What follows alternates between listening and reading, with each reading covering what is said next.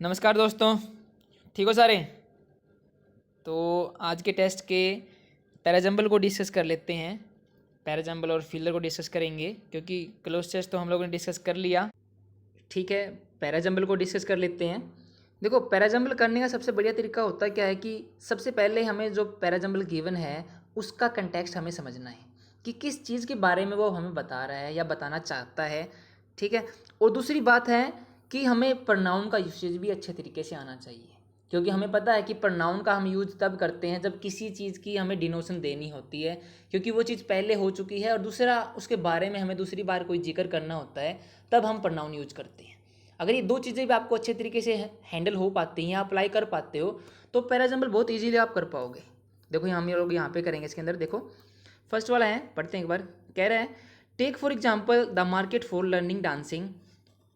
कि एग्जाम्पल लेते हुए हम लोग किस चीज़ का एग्जाम्पल ले रहे हैं, हम लोग मार्केट फॉर लर्निंग डांसिंग की जो मार्केट है लर्निंग डांसिंग की, उसको एग्जाम्पल के तौर पर मानते हुए अगर एग्जाम्पल के तौर पर लें तो इससे पता लग रहा है कि सबसे पहले इसके बारे में बात हो चुकी है, कुछ ना कुछ हम लोगों ने एक्शन डिसाइड किया है, तब जाके हम लोगों ने एग्जाम्पल लिया है। मतलब ये हमारा इंडिपेंडेंट सेंटेंस नहीं है।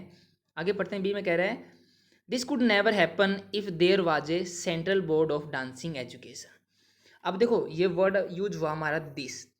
ये दिस कुड, ये कोई हमारा एक्शन होगा कि दिस कुड नेवर हैपन है ना, तो दिस हैपन होगा तो मतलब एक्शन हैपन होगा हमारा। ये एक्शन तब तक नहीं हो सकता जब तक एक central board of dancing education which enforce, जब तक कोई जो हमारा सेंट्रल बोर्ड है एजुकेशन का, जब तक वो एनफोर्स नहीं करेगा strict, sorry, education which enforce, जो एनफोर्स करता है स्ट्रिक्ट स्टैंडर्ड। स्ट्रिक्ट स्टैंडर्ड मतलब कड़े कानून बनाता है, ठीक है ना, of what will be taught, कि क्या पढ़ाया जाएगा, and how such thing are to be taught, और ये चीज़ें कैसी क्या सिखाई जाएंगी, वो बताता है कि ये क्या तो पढ़ाया जाएगा और कैसे ये चीज़ को पढ़ाया जाएगा। इस चीज़ को बताने वाली बॉडी क्या है, वो सेंट्रल बोर्ड ऑफ एजुकेशन है हमारी डांसिंग की। वो तब तक नहीं होगी तब तक ये चीज़ कुछ ना करेगी। सेंट्रल बोर्ड के बारे में बता रहा, आगे इसने बताया नहीं है, आगे देखते हैं। देखो the Indian education system is built on the presumption that if something is good for one child it is good for all children. जो हमारी इंडियन एजुकेशन है वो क्या है, बिल्ट ऑन का मतलब होता है किसी चीज़ पर बेस होना। इसी चीज़, ये किस चीज़ का बेस है, मतलब ये अपना आधार बनाए हुए किस चीज़ को, अगर कोई चीज़ एक बच्चे के लिए ठीक है ना, तो वो सभी बच्चों के लिए ठीक है। कहने का मतलब ये है कि हम लोगों ने ऐसे एग्जाम बना रखे हैं। हम मान लो ये टेबल है, ठीक है, टेबल बनानी नहीं आती है लेकिन मान लो आप लोग ये टेबल हमारी है, और यहाँ पे हम लोग क्या है, कंपटीटर बैठे हुए हैं, एक हाथी है, एक चिड़िया है, एक कुत्ता है और एक बिल्ली है। तो हम लोग डिसाइड कर रहे हैं कि कौन इसके ऊपर चढ़ेगा, वही से उसी को सेलेक्ट करेंगे। हमें पता है कि बिल्ली आसानी से चढ़ सकती है इसके अंदर, इसके ऊपर, ठीक है, तो बिल्ली ही सिलेक्ट होगी। लेकिन हमें पता है कि हाथी नहीं चढ़ सकता, क्योंकि हाथी का चढ़ना यहाँ पे पॉसिबल नहीं है। तो हमारी एजुकेशन वही है कि अगर बिल्ली चढ़ सकती है तो सारे के सारे क्यों नहीं चढ़ सकते। तो हमारी एजुकेशन ऐसी बनी हुई है कि अगर एक चाइल्ड के लिए अच्छे तरीके से वो एप्लीकेबल या कंफर्टेबल है, तो सभी के लिए भी वो कंफर्टेबल है इस सेंस में। ठीक है, आगे पढ़ते हैं। देखो डी में कह रहा है मोर importantly different teacher and institute have developed different ways of teaching dancing. कि अगर आम तौर पर क्या, अगर इसको अच्छे तरीके से हम लोग जांचें तो जो डिफरेंट टीचर होते हैं या डिफरेंट इंस्टीट्यूट हमारे हैं, उन्होंने बहुत सारे तरीके ऐसे इजाद कर लिए हैं सिखाने के। ठीक है, तो कुछ ऐसे तरीके इन्होंने ईजाद किए, उसके बारे में बता रहे हैं। There are very different dance forms that attract student with different taste. अब देखो डिफरेंट टेस्ट वो वर्ड होता है, मतलब डिफरेंट रिसोर्सेज होना किसी चीज़ के, क्या होना, डिफरेंट रिसोर्सेज। डिफरेंट टेस्ट का मतलब यहाँ पे है कि मान लो मैं कुछ तरीके से करना पसंद करता हूँ, उसी चीज़ को कोई और दूसरे तरीके से करना पसंद करता है, वो डिफरेंट टेस्ट होते हैं और अलग अलग फ्लेवर होता है सभी का। ठीक है, तो there are different dance form, बहुत सारे डिफरेंट फॉर्म है यहाँ पे, जो अलग अलग स्टूडेंट्स को क्या है, अलग अलग टेस्ट से या फ्लेवर से उनको अट्रैक्ट करती है। ठीक है, एफ में देखते हैं, if however we can effectively decentralise education. देखो डिसेंट्रलाइज का मतलब होता है जो सेंट्रलाइज ना हो।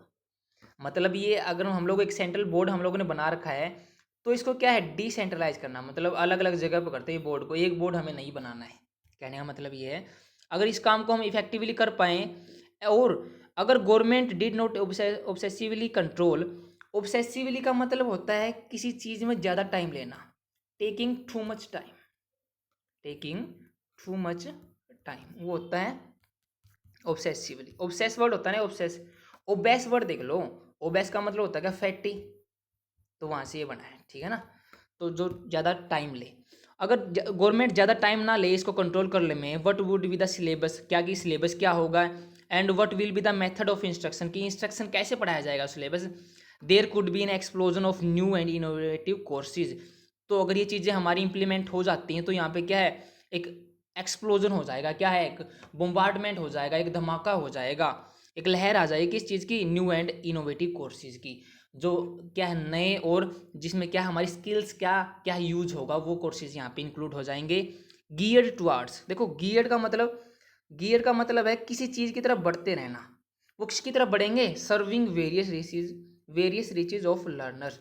अब वेरियस रिचेज का मतलब वो रिसोर्सेज, क्या है, रिसोर्सेज, ठीक है ना। तो रिसोर्सेज इससे लोगों के पास बढ़ेंगे क्योंकि इनोवेटिव आइडियाज आएंगे, लोग आपस में कंफर्टेबल होंगे चीज़ों करने में, तो क्या है, इनोवेशन ज़्यादा बढ़ेगी, इस सेंस में बता रहा है। देखो सारी की सारी बातें इसी के बारे में बता रहा है, हमारे एजुकेशन सिस्टम के बारे में। तो इनमें हमारा जो इंडिपेंडेंट सेंटेंस है, इसके अंदर हम इम्प्लीमेंट कर रहे हैं, हम लोग क्या है, एक एक्शन ले रहे हैं, लेकिन हमारा ये भी क्या है, इंडिपेंडेंट नहीं है। There are many different form, dance पहले इंट्रोड्यूस करना पड़ेगा। मोर इम्पोर्टेंटली, अब इससे पहले कुछ बात हुई तब जाके इम्पोर्टेंटली पे हम लोग वर्ड आए हैं। अब सी हमारा ऐसे हो सकता है कि हमारा इंडियन एजुकेशन सिस्टम के बारे में बता रहा वर्ड, तो सी हमारा फर्स्ट हो सकता है। बी भी देखते हैं हम लोग, बी में दिस कूड आ गया, दिस हमारा प्रोनाउन है, यूज नहीं होगा ये, एग्जाम्पल के तौर पर तभी लेंगे जब इसके बारे में बात की हो हम लोगों ने। तो हम डिसाइड हो चुका कि हमारा जो फर्स्ट होगा सेंटेंस वो क्या रहेगा, सी हमारा फर्स्ट रहेगा, ठीक है। आगे देखते हैं। The Indian education system is built on presumption that something is good for one child, it is good for all children. कहने का मतलब यही है कि एक चिल्ड्रन के लिए अच्छी है तो वो सभी के लिए क्या होगी, अच्छी होगी। अब हमारा इससे कनेक्ट करने के लिए कोई और हमें क्लू नहीं मिल रहा। इससे क्लू करने के लिए हमें देखो, ये जो हमारा ई है, ये भी डांस फॉर्म से क्या है लिंक है, ये भी हमारा क्या है, इम्पोर्टेंटली ये डांस फॉर्म से, ये भी हमारा डांस फॉर्म से, देखो यहाँ पे डांसिंग, टीचिंग डांसिंग है, इसमें भी डांस है, तो हमें पहले डांस को इंट्रोड्यूस करना पड़ेगा, ठीक है। तो डी ई सी के बाद नहीं आ सकते, क्योंकि कोई भी सेंटेंस ऐसा नहीं हमें जो डांस को इंट्रोड्यूस कर रहा है, ठीक है। देखते हैं, देखो एग्जाम्पल लेने पे, taking for example, sorry take for example क्या है, अगर लर्निंग डांसिंग को एग्जाम्पल के तौर पर मानने, अब ये एग्जाम्पल क्यों माने हम लोगों ने कोई एक्शन सुजेस्ट किया है ना, तब जाके वो चीज़ हम लोग एग्जाम्पल लेंगे। कहते ना, अगर मान लो तुम यहाँ से दिल्ली जाओगे तो अच्छे टाइम पे पहुँच जाओगे और पेपर दे लोगे, एग्जाम्पल के तौर पर लें कि पिछली बार सोहन भी गया था, तो मैंने पहले एक्शन बताया है तब जाके उसका एग्जाम्पल दिया है ना। तो इस सेंस में एग्जाम्पल हम तभी देंगे जब हम लोगों ने क्या है, उस एक्शन के बारे में बताएं कि एक्चुअली एग्जाम्पल किस चीज़ का लेना हमें, ठीक है। तो वो एक्शन क्या है, दिस कुड, ये हमारा एक्शन नहीं हो सकता, बी भी नहीं हो सकता हमारा, डी में तो कोई एक्शन बता ही नहीं रहा, ई भी कोई एक्शन नहीं बता रहा, हमारा एक्शन एक ही बता रहा, कौन सा, एफ। तो सी के बाद हमारा एफ बैठेगा, सही समझ पाए ना बात को, क्योंकि हमें लिंक नहीं मिल रहा था सी से, लेकिन हमें और सेंटेंसेस जो और पार्ट गिवन है उनसे हमें लिंक मिल गया। एफ में कह रहा है इफ हाउएवर, अगर हम अच्छे तरीके से डिसेंट्रलाइज कर पाए एजुकेशन को, डिसेंट्रलाइज का मतलब सभी जगह फैला पाए एजुकेशन को, ठीक है ना, और जो गवर्नमेंट है वो अच्छे तरीके से कंट्रोल कर पाए इसको, किसको, कि सिलेबस क्या होगा और इसको सिखाने का सबसे बढ़िया तरीका क्या होगा, तो क्या है, एक ऐसा धमाका आएगा, एक ऐसी लहर आएगी कि इनोवेटिव आइडियाज़ होंगे, इनोवेटिव कोर्सेज होंगे और लोगों के पास रिसोर्सेज ज़्यादा होंगे।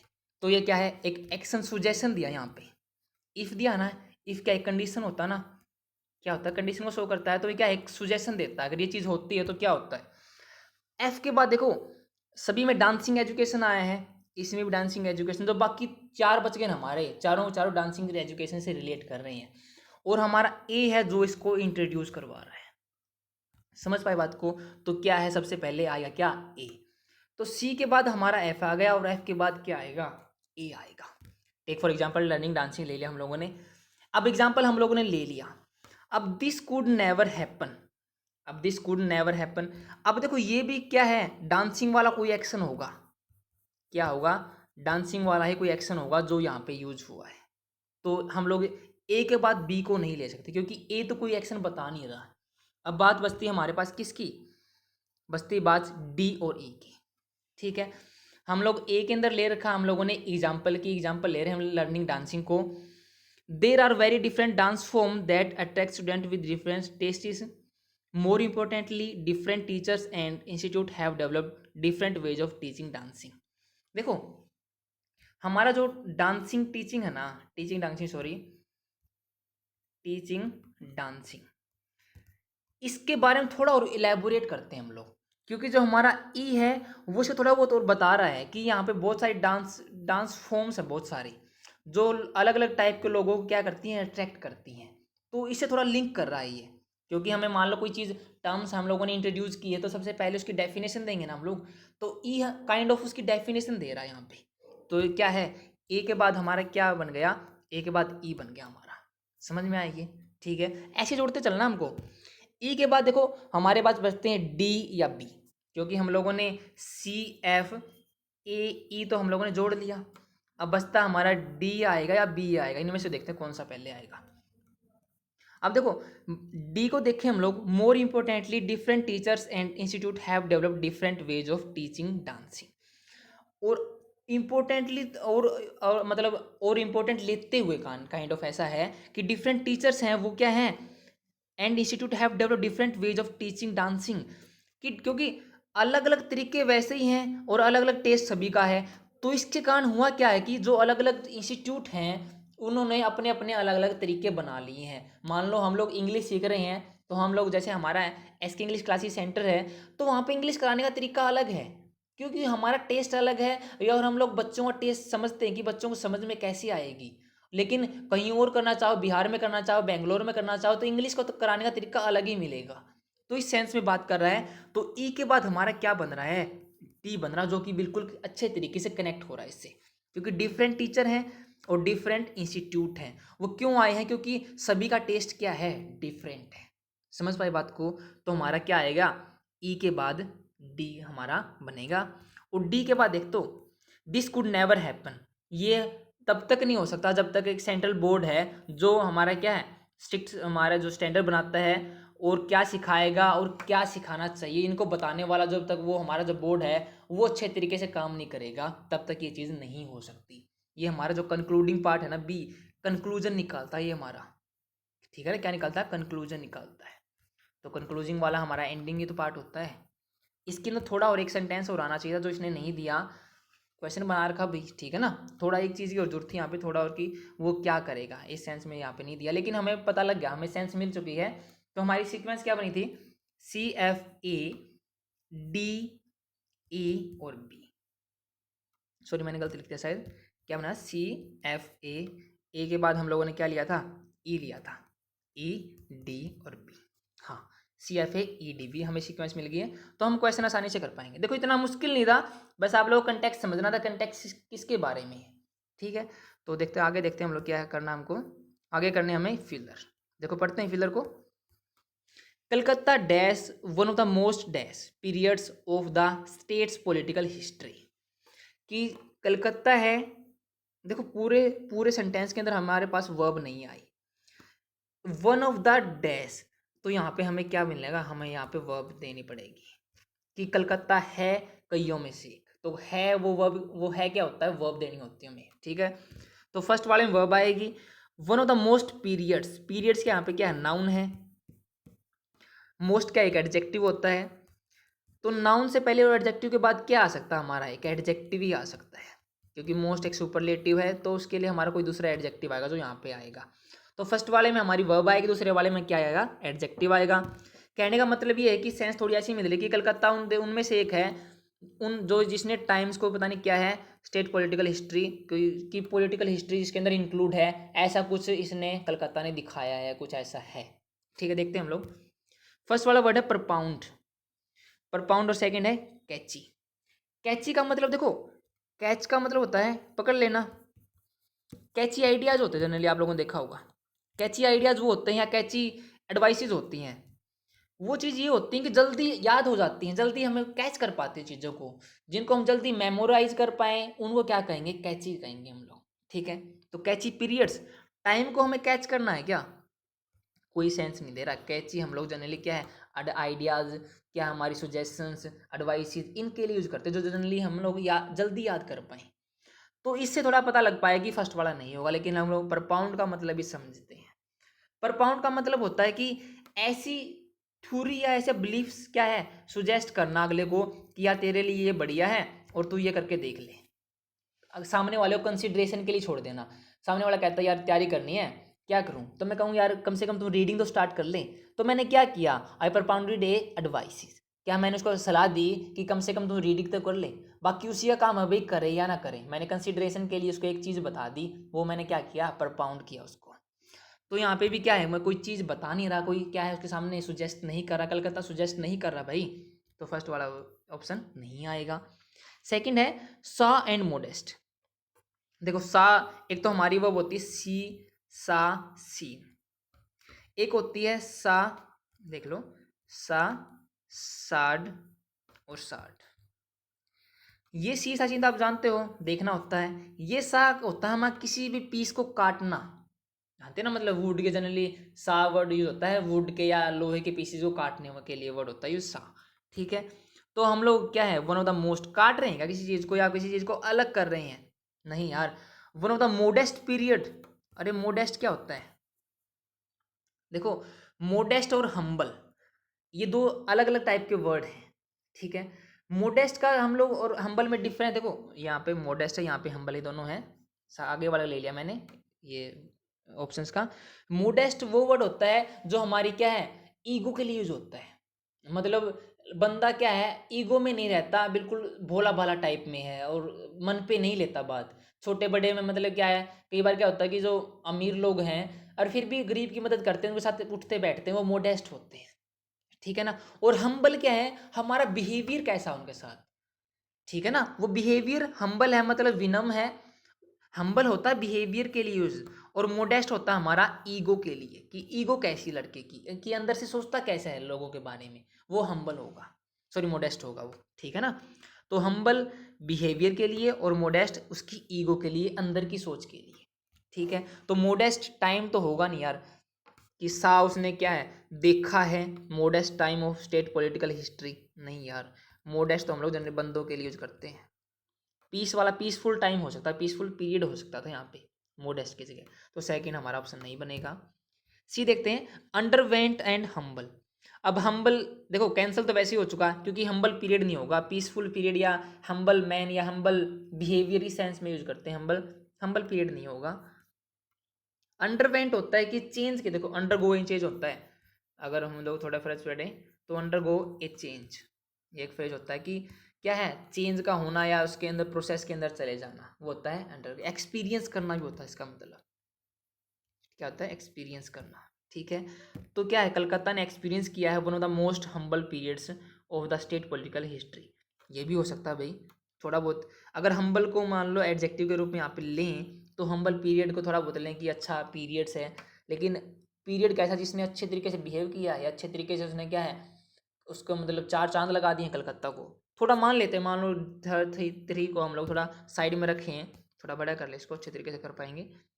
थ्री को हम लोग साइड में रखें थोड़ा बहुत पहले। ठीक है, फोर देखते हैं।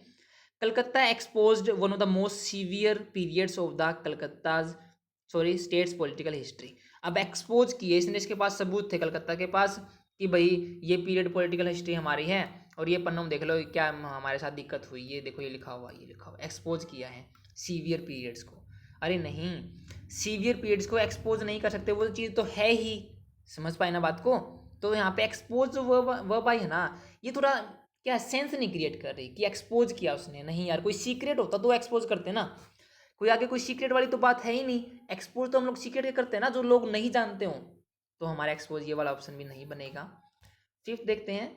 Calcutta witness one of the most turbulent periods of the state political history. अब देखो टर्बुलेंट का मतलब होता है जिसके अंदर कन्फ्यूजन हो ज़्यादा, क्या हो कन्फ्यूजन हो, डिसऑर्डर हो, वो चीज़ें क्या होती है टर्बुलेंट होती है। आप लोगों ने देखा हो टर्बुलेंट प्रेजेंट, टर्बुलेंट पास्ट, ऐसे ये वर्ड यूज होता है, टर्बुलेंट फ्यूचर होगा हमारा। ठीक है ना, अगर ऐसे ही लोग बिहेव करते रहे तो आपस में, टर्बुलेंट पास्ट, टर्बुलेंट फ्यूचर और टर्बुलेंट प्रेजेंट, ऐसे वर्ड यूज होता है टाइम के साथ। इसका मतलब हो जाएगा कि उस काम में हाँ महामारी फैली हुई थी, काइंड ऑफ ऐसा। ठीक है, डिसऑर्डर था, कंफ्यूजिंग थी। और विटनेस मतलब ये सबूत है, इसने क्या है, गवाह है। ठीक है ना, विटनेस इस सेंस में वर्ड होता है कि उसने चीज़ों को देखा है। तो विटनेस वाला हमारा ये वर्ड बन सकता है कि कलकत्ता एक गवाह है उस चीज़ का, क्या है, जब इतना डिसऑर्डर था पीरियड्स में सॉरी, क्या क्या है उस टाइम में, कब, स्टेट पॉलिटिकल हिस्ट्री में। ठीक है ना, तो कलकत्ता उस चीज़ का गवाह है, और गवाह के लिए हमारे पास विटनेस वर्ड बिल्कुल सही है। क्या ये ठीक सेंस दे रहा है, जो कि हमारा हम्बल वाला सेंस अच्छे तरीके से नहीं दे रहा था। ठीक है, तो आंसर क्या रहेगा हमारा, 5/5 इज द राइट आंसर। आगे देखते हैं, देखो, queen Victoria was so dash when she read Alice in Wonderland that she wrote an dash note to Lewis Carroll। अब देखो, ये वाला जो हमारा फिलर है ना, ये वाला फिलर सेकंड फिलर पे डिपेंड करता है। सेकंड फिलर पे क्यों? क्योंकि जो फर्स्ट वाले हमारे पास ऑप्शन गिवन है ना, चार तो ऐसे हैं कि चारों का मीनिंग बिल्कुल सेम है। एंचेंट, कैप्टिवेट, ल्योर्ड और एंटाइस, इन चारों का मीनिंग बिल्कुल सेम है, किसी को मंत्र मुग्ध कर लेना, किसी पर अपनी इन्फ्लुएंस छोड़ देना। ठीक है, तो चारों से हम लोग अलग नहीं कर सकते, एलिमिनेट नहीं कर सकते। एलिमिनेट होगा तो किससे होगा, सेकंड वाले फिलर से होगा।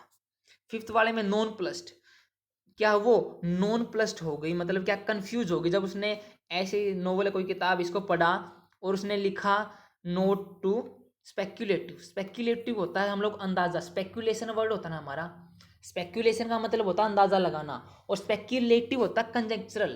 कंजेक्चर एक वर्ड होता है ना हमारा, कंजेक्चर। कंजेक्चर का मतलब भी क्या होता है, आइडिया सा लगाना, मतलब क्या है, बस रफली आइडिया, यार ये चीज़ हो सकती है, ऐसे होगी भाई, मेरे को लग रहा है ऐसे, तो कंजक्चर किया मैंने इस सेंस में। तो कंजक्चर वाला नोट नहीं यार, अगर नोट लिखना ही तो या तो मैं जेन्युइन लिखूंगा, अंदाजे वाला तो नोट लिखूंगा नहीं मैं। तो स्पेक्यूलेटिव नॉन प्लस इस सेंस में क्या कोई रिलेवेंट नहीं है यहाँ पे वो। ठीक है, अब बात बचती है सेकेंड ऑप्शन पे, जो यहाँ पे वर्ड हमारा नोट को अच्छे तरीके से क्वालिफाई कर पे। यहाँ पे नोट क्या है, वो यहाँ पे कोई नोटिस बोर्ड वाला नोट है क्या, नहीं। उसने लिखा है राइट, तो उसने क्या है, लेटर के लिए आया ये वर्ड, कि उसने लेटर लिखा उसको। ठीक है ना, अब चारों चारों वर्ड ये कौन से हैं, पॉजिटिव वर्ड है कि वो मंत्र मुग्ध होगी। यहाँ पे एडजेक्टिव जरूरत थी वैसे भी, 100 प्लस में एडजेक्टिव। ठीक है ना, तो वो बहुत मंत्र मुग्ध हो गई, तो यहाँ पे भी जो वर्ड आएगा ये भी कौन सा आएगा, बिल्कुल पॉजिटिव वर्ड आएगा। ठीक है, देखते हैं, फर्स्ट वाला है एप्रिसिएटिव नोट, प्रोमाइजिंग नोट, एडमायरिंग और इम्प्रेसिव। अब देखो, एप्रिसिएटिव नोट का मतलब होता है, एप्रिसिएटिव नोट्स होता है ए लेटर ऑफ थैंक्स। क्या होता है, ए लेटर ऑफ थैंक्स, जिसके अंदर बिल्कुल अगले की प्रेज की और कहने वाला मैं बहुत धन्यवाद हूँ, आपका बहुत धन्यवाद करता हूँ कि आपने ये चीज़ लिखी, मेरे लिए बहुत हेल्पफुल रही, इस सेंस में सामने वाले को बधाई देना, वो क्या होता है, क्या होता है, एप्रिसिएटिव नोट होता है वो। ठीक है, प्रोमाइजिंग, प्रोमाइजिंग होता है प्रोमिस करना, कि प्रॉमिस कर रहा हो कि वो आगे भी देखेगा और लोगों को भी कहेगा कि ये वाला जो नोवेल मैंने पढ़ा ना वो आप लोग भी पढ़ो, प्रॉमिस कर रहा है। तो देखते हैं भाई, मीनिंग निकालें अब तो। एडमायरिंग, एडमायर करना होता है किसी को प्रेज करना। ठीक है, इम्प्रेसिव, इम्प्रेसिव मतलब मैं उस चीज़ से इम्प्रेस हूँ, वो होता है इम्प्रेसिव। इम्प्रेसिव हम लोग, एक तो इम्प्रेसिव होता है इम्प्रेसिव परफॉर्मेंस, लेकिन इम्प्रेसिव नोट का मतलब क्या होगा, उसने क्या है, हैंड राइटिंग ऐसी लिखी कि सामने वाले यार बहुत बढ़िया लिखी भाई, लिखा क्या वो नहीं पता, लेकिन लिखा ही बहुत बढ़िया, वो इम्प्रेसिव राइटिंग के सेंस में होगा। तो इम्प्रेसिव नोट के लिए तो वर्ड आएगा नहीं, क्योंकि ये हमें यहाँ पे पॉजिटिव वर्ड चाहिए जो उस क्वीन विक्टोरिया के बारे में थोड़ा बहुत बताए कि यार एक्चुअली चीज़ क्या है वो। ठीक है ना, कि उसके उसका मन में क्या है, वो मन में क्या है, उस चीज़ को बताने वाली चीज़ चाहिए हमको यहाँ पे। तो एडमायरिंग और अप्रिशिएटिव थोड़ा हो सकते हैं, प्रोमिस तो कर नहीं रही कि भाई और लोगों को भी कहेगी कि आप लोग भी देखो। अब बात बचती है अप्रिशिएटिव या एडमायरिंग। अप्रिशिएटिव के अंदर ही क्या है, क्या एक लेटर है और क्या है प्लस में प्रेज, इसके अंदर सिर्फ प्रेज है। वैसे हमारे जो नोट होते हैं हम लोग अप्रिशिएटिव नोट ही लिखते हैं। ठीक है ना, सामने वाले को क्या है, हमें बहुत मज़ा आया आपकी चीज़ पढ़ के, और मैं बहुत थैंकफुल हूँ आपके लिए क्योंकि आपने मेरे को चीज़ें प्रोवाइड की। तो हमारा आंसर क्या बनेगा, first is the right answer. आगे देखते हैं, देखो 20th में, the dash performance of Jesse Owens was the highlight of the games. अब देखो, ये फर्स्ट वाला फिल्डर वाला है, हमें इसके अंदर करना क्या है कि जो वर्ड परफॉर्मेंस को क्या कर पाए, क्वालिफाई कर पाए, वो हमारे यहाँ पे वर्ड आएगा। क्या कर पाए, क्वालिफाई, मतलब यहाँ पे एडजेक्टिव की जरूरत है। देखते हैं हम लोग। जो फर्स्ट वाला वर्ड है इंट्रैक्टेबल, इंट्रैक्टेबल का मतलब क्या, देखो इन प्लस में ट्रैक प्लस में एबल, एबल मतलब योग्य है ट्रैक करने को, और इन का मतलब यहाँ पे नो, जिसको हम लोग ट्रैक नहीं कर सकते, जिससे हम लोग डील नहीं कर सकते, जिससे हम लोग निपट नहीं सकते, जिसको हम लोग कंट्रोल नहीं कर सकते। अरे यार, जो चीज़ कंट्रोल नहीं कर सकते जिस चीज़ को, तो उसके बारे में हम लोग क्या क्या बताएंगे भाई, समझ पाए ना बात को। तो हमारा ये ऑप्शन नहीं होगा। सेकंड है रेशनल, रेशनल का मतलब होता है इम्पोर्टेंट, लॉजिकल टाइप में। तो परफॉर्मेंस हमारी रेशनल हो सकती है, बिल्कुल हो सकती है कि वो बहुत बढ़िया है, इंपॉर्टेंट की सेंस में हमारी ये हो सकता है। जब रेशनल का मतलब इम्पोर्टेंट हो तो ये हमारा ऑप्शन हो सकता है। लेकिन इसको देखते हैं, और ऑप्शन हम लोगों ने किए नहीं है अभी। सी है या 3 है इम्पेकेबल, इम्पेकेबल का मतलब होता है किसी चीज़ का बिल्कुल फ्लॉलेस होना, फ्लॉलेस, फ्लॉलेस मतलब त्रुटिहीन, हिंदी वर्ड बिल्कुल एग्जैक्ट शुद्ध हिंदी बोल दिया ना, कोई बात नहीं, त्रुटिहीन, ठीक है। लेकिन एक हमारा वर्ड होता है परफेक्ट, परफेक्ट भी इसका क्या है, एक सिनोनिम है, बिल्कुल क्या, सटीक सेंस में। तो जो परफेक्ट परफॉर्मेंस हुई जीसस ओजस की, उसने क्या पूरे गेम को हाईलाइट कर दिया। बिल्कुल हो सकता है भाई, ये हमारे इम्पेकेबल भी हो सकता है। टेम्परामेंटल फोर्थ ऑप्शन है। देखो टेम्परामेंट एक्चुअल वर्ड होता है टेम्परामेंट, टेम्परामेंट होता है किसी का क्या होता है, कहते हैं ना मतलब उसको जल्दी गुस्सा आ जाता है, तो वो टेम्परामेंटल आदमी है। टेम्परामेंटल आदमी वो होता है जिसको हम लोग जल्दी एक्साइट कर पाएँ, क्या कर पाएँ, एक्साइटेड, जल्दी उसको उत्तेजित कर पाएँ। तो टेम्परामेंटल परफॉर्मेंस थोड़ा ना होगी ये, कि टेम्परामेंटल किसी का टेम्परामेंट होता है, किसी का कहते हैं वे ऑफ बिहेविंग होता है, तो टेम्परामेंटल परफॉर्मेंस नहीं होगा हमारा वर्ड, ये राइट आंसर नहीं है। रिग्रेटफुल तो हमें यहाँ पे पॉजिटिव वर्ड चाहिए, क्योंकि उसने पूरे गेम्स को हाईलाइट किया है, तो यहाँ पे रिग्रेटफुल वैसे नहीं आएगा। तो रैशनल या इम्पेकेबल, तो रैशनल इसके अंदर इंक्लूड है ना। देखो रैशनल एक क्या है, इंपॉर्टेंट की सेंस, और इसके अंदर क्या है, फ्लॉलेस और परफेक्ट हो अपने आप में, तो उसके अंदर ही क्या है, वो इंपॉर्टेंट ही तो है, तभी तो परफेक्ट हुई ना। तो परफेक्ट परफॉर्मेंस या फ्लॉलेस परफॉर्मेंस ही क्या है, हाईलाइट रही गेम्स की। तो हमारा आंसर क्या रहेगा, third is the right answer. Hope आप लोग समझ रहे होगे और आप लोग इन्जॉय भी कर रहे हो। तो उसी के साथ ही 29 देखते हैं। The high tech industries dash demand for workers has dash A lucrative new middleman industry. अब देखो इसके अंदर वर्ड आया है लुक्रेटिव, वर्ड होता है लुकर, इसका मतलब होता है मनी, लुक्रेटिव जिसमें क्या है, बहुत ज़्यादा मनी यूज हो, वो होता है लुक्रेटिव, ठीक है। जो हाईटेक इंडस्ट्री है ना, डैश डिमांड, उसकी कोई डिमांड है वर्कर्स के लिए, has dash A lucrative new middleman industry. अब मिडलमैन इंडस्ट्री का मतलब क्या है, इसने लोगों को बिचौलिया बना दिया, लोगों को, कहने का मतलब क्या है, अब जैसे हमारे हम लोग दिल्ली में जाते हैं या कहीं पे भी जाते हैं, हम लोग रूम लेते हैं। अब क्या है कि मतलब बच्चों को रूम ज़्यादा नहीं मिलते, ज़्यादातर होता है क्या है कि बॉयज़ को रूम नहीं देते कई लोग, कि किराए पे देना होता है, तो वो मिडिल मैन को ढूंढते हैं। तो इससे पता क्या लगता है कि मिडिल मैन की वैल्यू ज़्यादा हो रही है, कि बिचौलिया ढूंढते हैं और वो ज़्यादा पैसे ऐंठता उनसे, तो मिडिल मैन लुक्रेटिव इस सेंस में जो है कि डिमांड ज़्यादा बढ़ रही है वर्कर की, और जो मिडिल मैन है जो वर्कर को प्रोवाइड करने वाले हैं उनको ज़्यादा फ़ायदा हो रहा है, ये बता रहे हैं यहाँ पे, ठीक है। अब देखो यहाँ पे फिल रहा है डिमांड के पहले, तो यहाँ पे वो फिलर आएगा जो डिमांड को क्या करे, क्वालिफाई करे, क्वालिफाई करे मतलब यहाँ पे एडजेक्टिव की जरूरत है, ठीक है ना। हैज़ डैश ए लुक्रेटिव, अब देखो ए लुक्रेटिव मिडिल मैन तो वैसे आ गया, नाउन वैसे आ गया, तो यहाँ पे क्या आएगी, हमारी वर्ब की थर्ड फॉर्म की हमें ज़रूरत है। हमें मिल गया कि हमें भरना क्या है फिलर के अंदर, बस अब वर्ड को देखना और फटाफट भर देना है। फर्स्ट वाला वर्ड है वोरासियस एंड स्पांट। देखो वोरासियस होता है कि किसी चीज़ को पाने में बहुत ज़्यादा ईगर, बिल्कुल उत्सुक हो, वो वोरासियस होता है। और जनरली ये होता है ईटिंग के लिए, मतलब खाने के, मतलब भुक्कड़ कहते हैं ना, भुक्कड़, वो वोरासियस होता है हमारा। लेकिन ज़रूरी नहीं भुक्कड़ के लिए यूज करें, किसी भी चीज़ को पाने की डिजायर रखना या ईगर रहना, उसको चीज़ के लिए उत्सुक रहना, वो क्या होता है, वोरासियस होता है। तो hi tech industries voracious demand, voracious भी हो सकता है ना, कि इतना ही उत्सुक है कि वो वर्कर दे दो भाई, वर्कर दे दो, हमारे पास वर्कलोड बहुत है, तो वोराशियस डिमांड इस सेंस में हमारा हो सकता है। Workers has spawned a lucrative new middleman industry. Spawned का मतलब होता है क्या है, कि ऐसी चीज़ को बना देना बहुत ज़्यादा नंबर में, क्या है, स्पांड मिडलमैन इंडस्ट्री बना दी ना उसने, produce a large number of something, इसका एक्चुअल मीनिंग होता है produce a large number of something. बिल्कुल यहाँ पे बिल्कुल फिट बैठ रहा है, क्योंकि ज़्यादा डिमांड बढ़ रही, तो इसने क्या बना दिया है, जो मिडिल मैन इंडस्ट्री है ना, वो बहुत ज़्यादा से बढ़ने लग गई अब लोग, ठीक है ना, क्योंकि हमें उनको लेबर चाहिए ना, तो लेबर बनाने के लिए जैसे ITI हमारा है, ITI के अंदर क्या है, लोग क्या है प्रैक्टिस करते हैं, प्रैक्टिकल करते हैं, वो लेबर देते हैं दूसरों को। तो ऐसे प्राइवेट इंडस्ट्री बनी हुई है जो क्या है दूसरे लोगों को स्किल्स देती है और आगे सप्लाई करती है उनको आगे, आप बड़ी बड़ी कंपनीज में, तो इस सेंस में तो बिल्कुल हमारा बिल्कुल सही बन रहा है ये हमारा आंसर, लेकिन हम लोगों ने और ऑप्शन नहीं देखे हैं तो हम इसको आंसर नहीं लगा सकते अभी। रैपिड डिमांड, रैपिड का मतलब होता है बिल्कुल क्या है, एक रेट से बढ़ रही है, अब 5 चाहिए थे, फिर 6, फिर 10, फिर 12, बिल्कुल हो सकता है हमारा। और प्लेस्ड, हैज प्लेस्ड न्यूक्लियोटिड मिडल, उसने रख दिया है। अब ये डिमांड तो बढ़ रही है, तो यहाँ पे जो वर्ड आएगा वो भी तो बढ़ने वाला आएगा ना, क्योंकि अगर डिमांड बढ़ेगी तभी तो क्या मिडिल मैन इंडस्ट्री है वो भी ग्रोथ करेगी ना। तो लेकिन प्लेस्ड वर्ड क्या है, कोई ग्रोथ को शो नहीं कर रहा है, तो इससे हम लोग ये ऑप्शन नहीं ले सकते, ठीक है। थोड़ा ट्रिकी है ये, बढ़िया वाला हमारे फिलर है। सी देखते हैं, जेनरस डिमांड। अरे जेनरस डिमांड, जेनरस तो बंदे होते हैं ना, बिल्कुल क्या है उदारवादी सेंस में होता है, तो उदारवादी डिमांड तो नहीं, कोई सेंस नहीं दे रहा है। जनरेटेड ठीक है कि उसने प्रोड्यूस कर दिया एक मिडिल मैन इंडस्ट्री को, लेकिन जेनरस डिमांड नहीं। जेनरस डिमांड इस सेंस में कि यार जो चला काम आया चला लिया भाई, डिमांड इस सेंस में नहीं भाई, यहाँ पे तो बिल्कुल तड़कता फटकता वर्ड चाहिए हम लोगों को, ठीक है ना।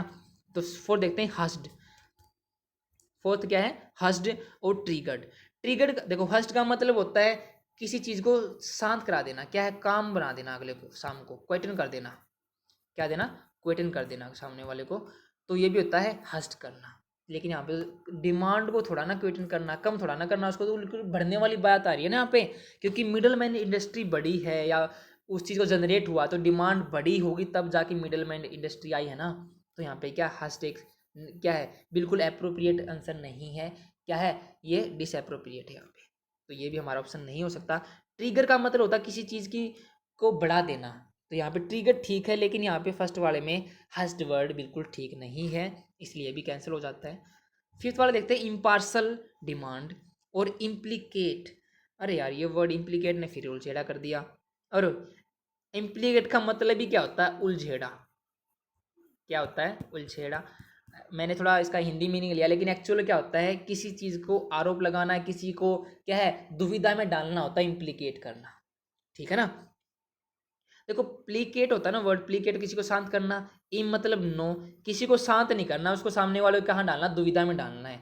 अब दुविधा में डालने वाला नेगेटिव वर्ड तो यहाँ पे चाहिए नहीं, यहाँ पे वर्ड वो चाहिए जो इंडस्ट्री को क्या है क्वालिफाई कर पाए, ठीक है ना, और यहाँ पे वो वर्ड चाहिए था जो डिमांड को क्वालिफाई करे। तो इम्पार्सल डिमांड की बिल्कुल क्या है, पार्सल इम्पार्सल है। इम्पार्सल का मतलब क्या होता है, अनबायस्ड, क्या होता है अनबायस्ड, जो बायस्ड नहीं है, सभी के लिए सेम है।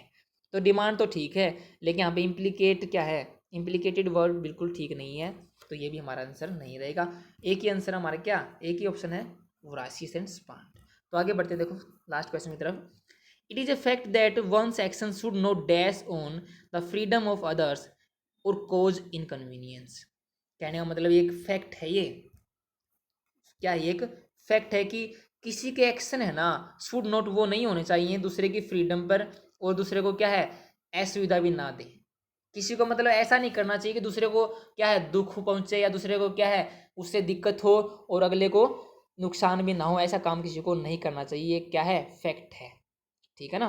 तो देखते हैं, शुड नॉट रिफ्लेक्ट।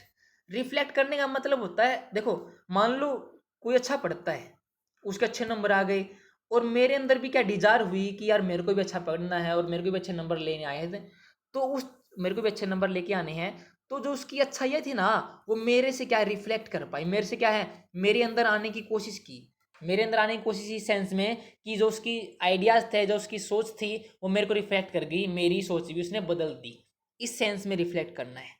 तो शुड नॉट रिफ्लेक्ट नहीं यार, हमें यहाँ पे वर्ड वो चाहिए जो नेगेटिव सेंस थे यहाँ पे, क्योंकि नोट हम लोग वर्ड क्यों है, क्योंकि नहीं होनी चाहिए, कौन सी चीज़ नहीं होनी चाहिए, नेगेटिव चीज़ नहीं होनी चाहिए यहाँ पे, समझ पाए ना। तो थोड़ा हमें कंटेक्स्ट समझना पड़ेगा कि यहाँ पे वर्ड कौन सा आना चाहिए।